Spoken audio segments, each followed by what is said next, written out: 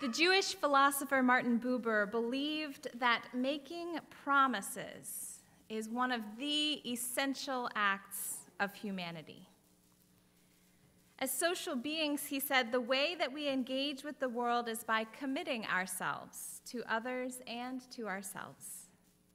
He described humans as promise-making, promise-keeping, promise-breaking, promise-renewing beings.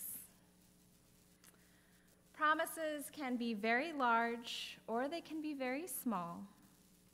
We can promise things to other people, whether they know it or not, and we can promise things to ourselves, whether we're thinking deeply about it or not. And of course, we also make big promises to life and to love, complex promises called commitments about how and who we wish to be as humans. The Jewish high holidays recognize that unless we are continually committing and recommitting ourselves to the promises of our lives, it is easy for us to drift away from our humanity and our right relationships.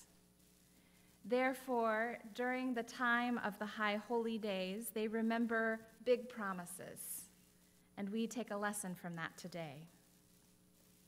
We will think throughout our service through a series of UU-created rituals about what our commitments are to life and how we want to be in the world, about how we inevitably break those commitments, and about how we return to them again and again.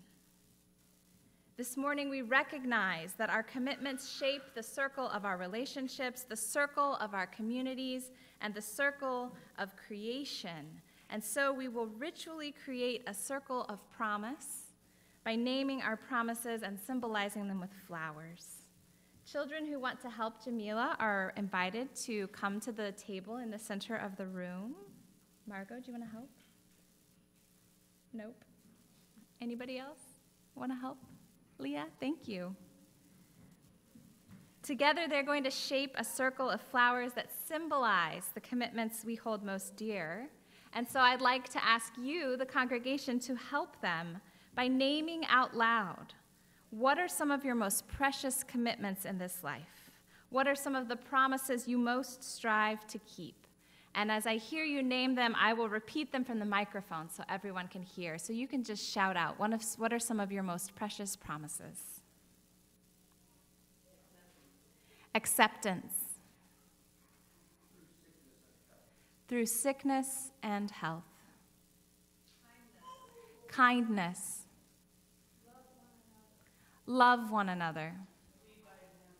Lead by example.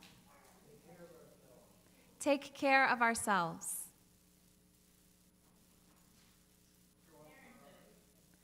Parenting. Show up for others. Fight unjust systems. Do better.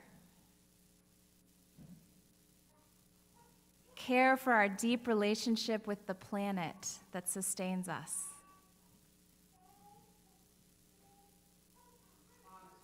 Honesty.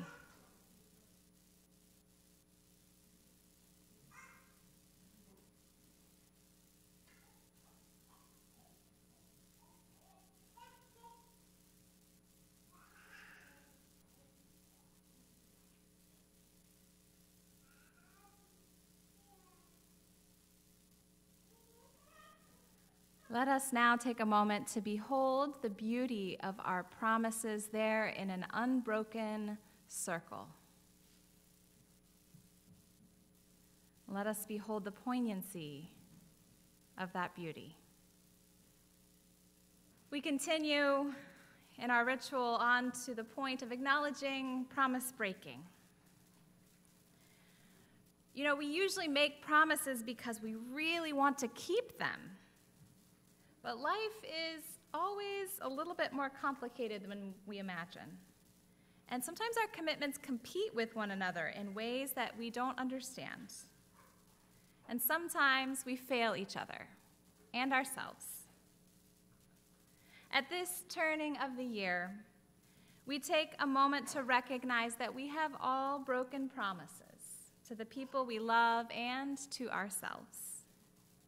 We have all, at some time or another, failed to live up to our commitments to life and love in lots of small ways, and perhaps in a few large ones as well.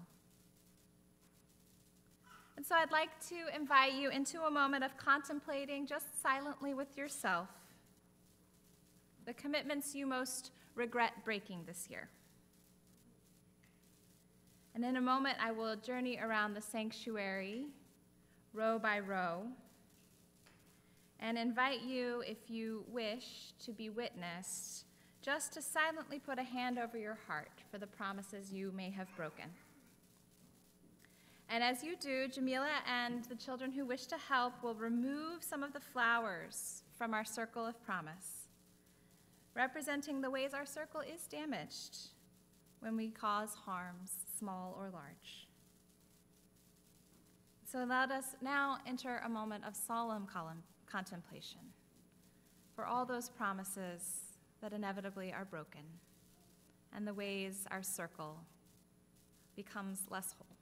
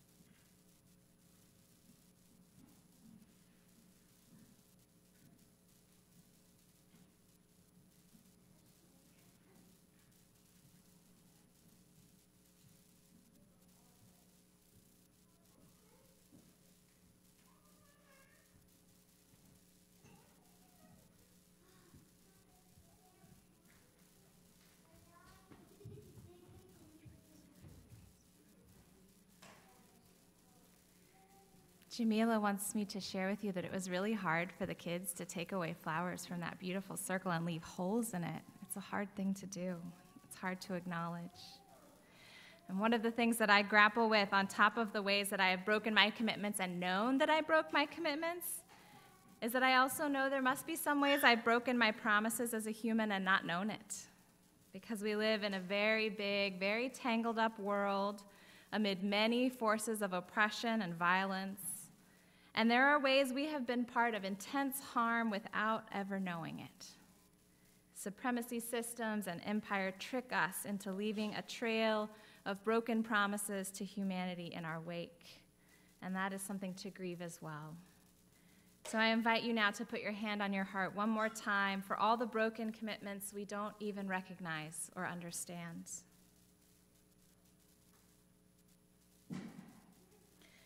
And though it is inevitable that we break our commitments, we must acknowledge that when we do, the circle of relationship, of community, and of creation bears breaks in it as well. This is a hard truth that weighs heavily on our hearts. And it is our job as humans to fully encounter this truth, to sit with the discomfort, to feel and ponder this heaviness of heart.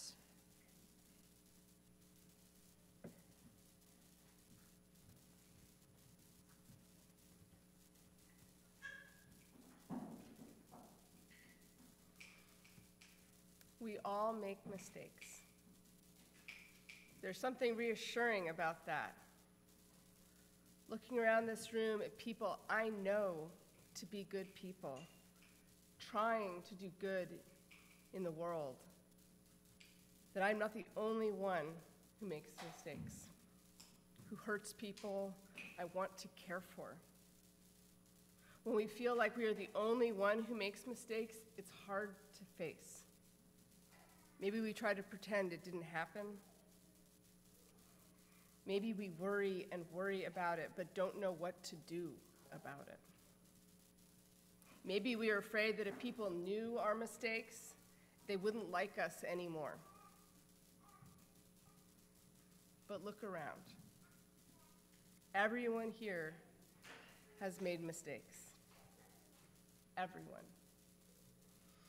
The Jewish people are wise to have this special time of the year to be brave and to be sad together, and to look at all that we have done that we wish we hadn't.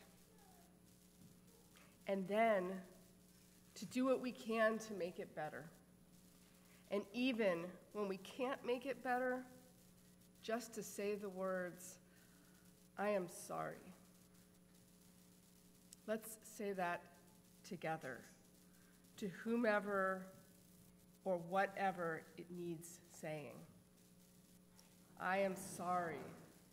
I am so sorry. Staying with our mistakes is a big thing, but together we can find courage and strength to begin. We'll take a moment now to sit with our mistakes and really look at them, not turn away. And if the children could help me to pass out these rocks down here to the people in the congregation, I want you to hold it in your hands and call up your mistakes and feel them present with you like these rocks. Something that fills your hand and your heart, something that needs your attention.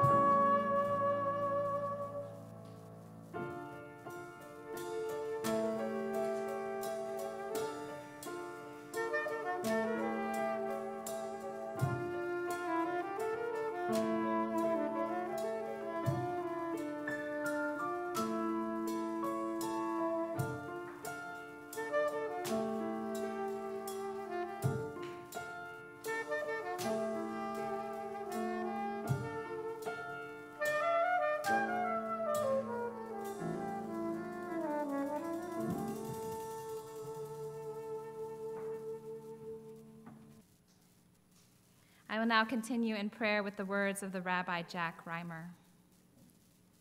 To everything there is a season and an appointed time for every purpose under heaven. Now is the time for turning.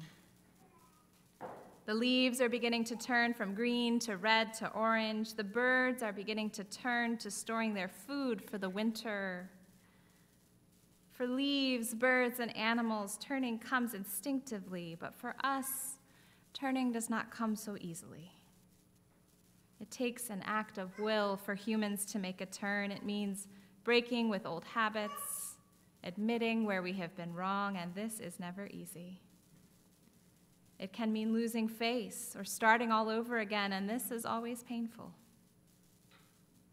Turning, it means saying, I'm sorry, and admitting that we have the ability to change, and this is always embarrassing. These things are terribly hard to do, but unless we turn, we will be trapped forever in yesterday's ways. So love, help us turn. From callousness to sensitivity, from hostility to love, from pettiness to purpose, from envy to contentment, from carelessness to discipline, from fear to faith. Let us turn and be revived. And let us turn toward each other.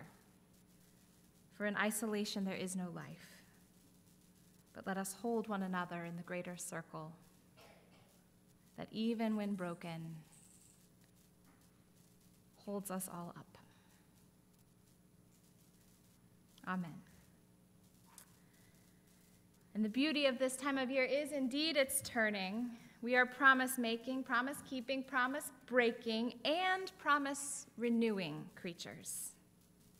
We have spent time with all of the ways that we break our promises, but now we must remember that we can return to our promises as we turn back to our humanity and to the calling of love.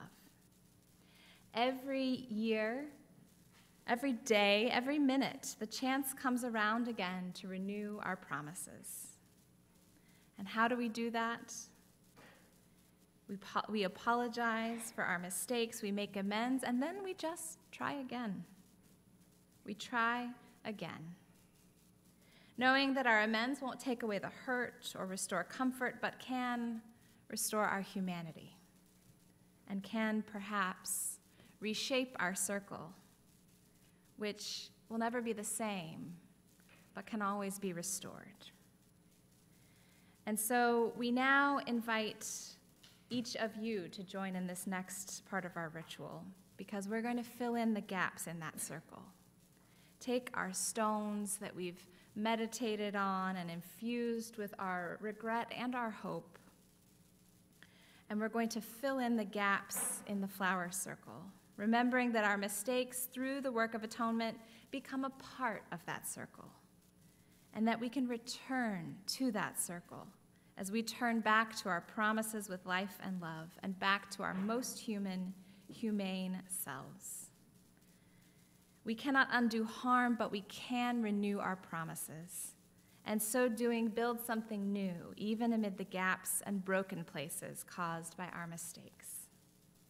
So as we sing our next hymn, number 1011, Return Again, once you feel like you've got the hang of the song enough to at least hum along, I invite you to come down the aisle toward our circle in the center.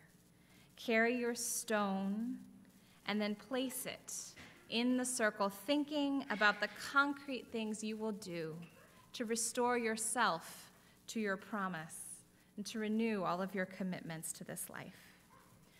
Once you've placed your stone, we'll also give you a length of yarn to use at the end of the service to take back to your seats as we renew our promises to life and love. And so I now invite you to come and repair this broken circle together with hymn number 1011, Return Again.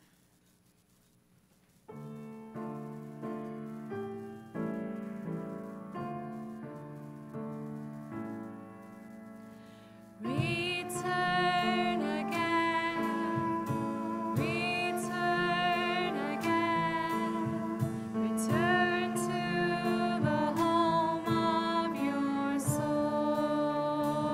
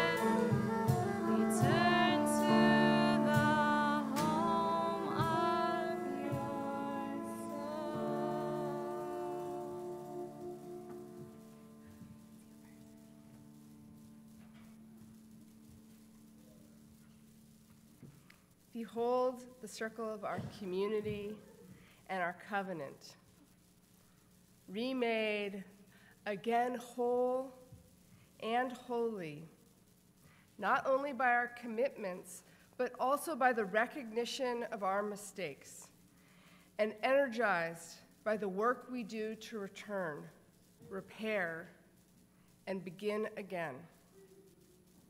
We do not seek forgiveness and forgetting, but instead to remember that our mistakes are a part of our story. Now we decide where the story will go from here. Today we make peace with what has come before and prepare to do the work that lies ahead. We ground ourselves once again in love.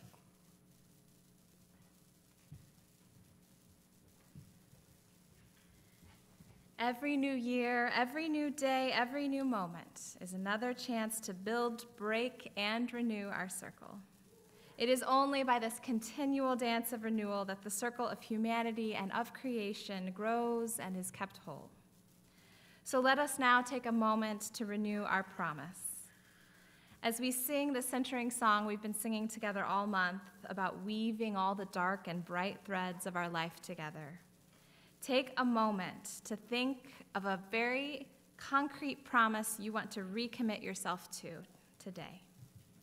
And then as we sing, you can tie your piece of yarn around your wrist or get help from your neighbor to wear forth, remembering to call you back to your promise in the days to come.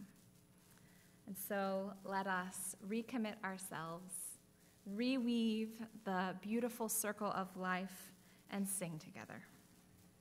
And if you need a longer strip of yarn, let me know and I will come bring you one. I noticed I cut these a little small.